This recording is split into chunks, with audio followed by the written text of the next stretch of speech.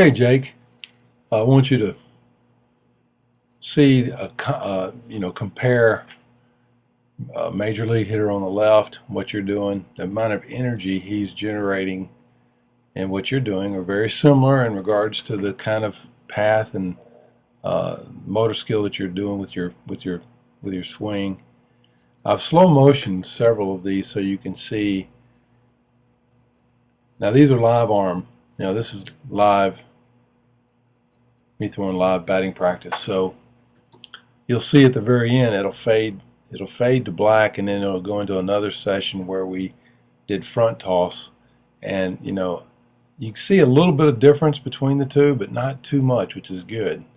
I noticed that you were having a little bit of trouble with the low balls, and relaxing that top hand will help you get that bat head down there better, because it'll always tighten. Your hands will always tighten up right as you make contact.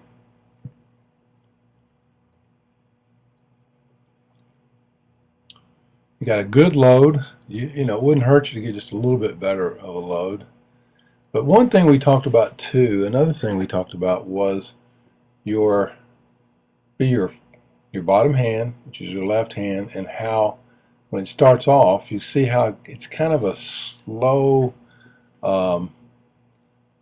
it's a long swing.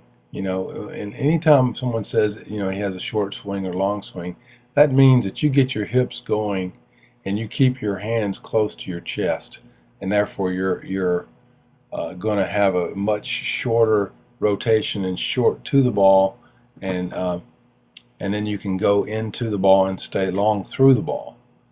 So if you can keep your left elbow straight, from being straight, that's going to help you be to wait longer, let the ball travel, and it's just going to help you in the long run be a more complete hitter. Getting a little bit outside of your knee on that one, on that load right there, but you can see your left arm goes really, real straight. I want to show you a comparison here.